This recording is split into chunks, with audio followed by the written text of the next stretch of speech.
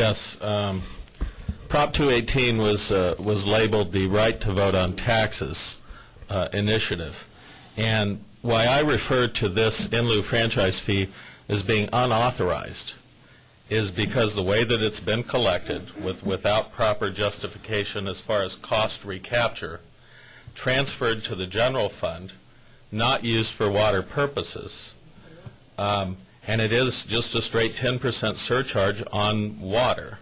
It really resembles a tax. In my opinion, it is a utility tax.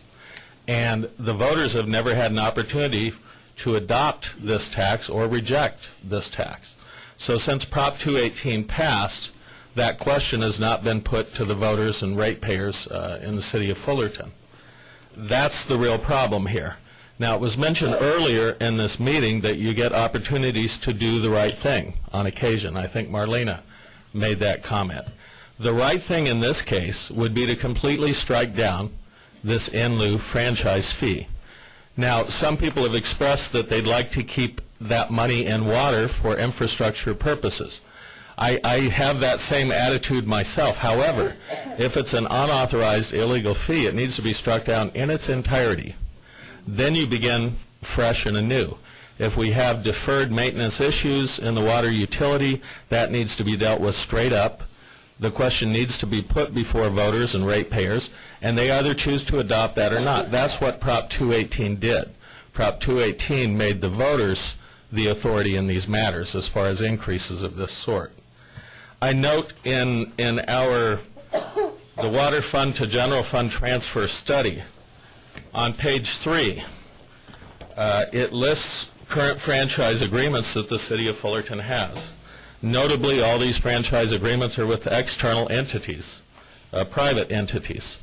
And the reason is that an in lieu franchise fee was in lieu of property taxes on the one part, and then an attempt to recapture some money that is expended in allowing these vendors, these suppliers, to utilize and somehow degrade or wear down city infrastructure to some extent. Since this has been applied to this 10% in lieu franchise fee was applied to a city-owned and operated utility, it just really doesn't compute when you look at these other franchisees. And in fact, one thing is especially grating on this list. Golden State Water Company, a private water supplier, which is a private for-profit company, is assessed by this city only a 2% franchise fee. And yet we assess upon our own ratepayers, our own residents in the city, a 10% franchise fee, lacking external costs to justify that. Now, to me, it's a separate matter to examine some of the attempts to justify up to 6 or 7% has been suggested so far by utilizing costs that aren't real costs, not actual costs that have been incurred, but more or less a lost opportunity cost by looking the city as a landlord of a sort to lease to the water utility some of the property and some of the facilities that the water utility utilizes. To me, the right thing to do in this case, and what's been agendized here again, is about halfway there. And what's been agendized is to prevent the transfer to the general fund, but the implication is we go on collecting this unauthorized fee, which is really a utility tax. So I would not be supportive of just merely pulling that back to the water utility. I believe that this in lieu franchise fee needs to be eliminated. And then, consistent with Prop 218, the people in the city do want to support their water utility, put the question before them, and just deal with it straight up. Don't use a backdoor method to try to fund these things.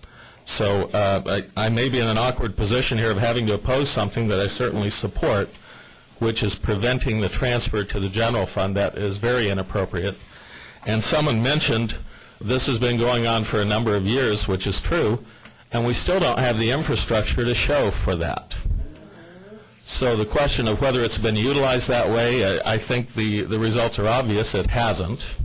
And then the concerns about earmarking any new approval to infrastructure, I share those concerns.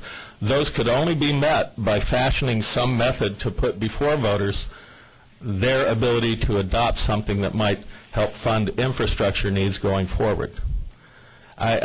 Also, there's one additional problem with what has occurred here, which is the general fund has profited at the expense of ratepayers for a number of years, and now we need to look at some possibility of returning some of that value back. So I've suggested to the city manager that we're in the trough of a recession right now, or at least of an extremely slow recovery. And it would be within the capability of a council, a future council, or any even years down the road, to earmark increases in general revenues for infrastructure purposes, to be able to create a lockbox for a portion of revenue increases going forward. And so I suggest there are many ways still of dealing with that ongoing infrastructure problem. But the first step, to me, it's clear anything less would not be the right thing to do. The right thing to do would be to strike down the in lieu franchise fee tonight.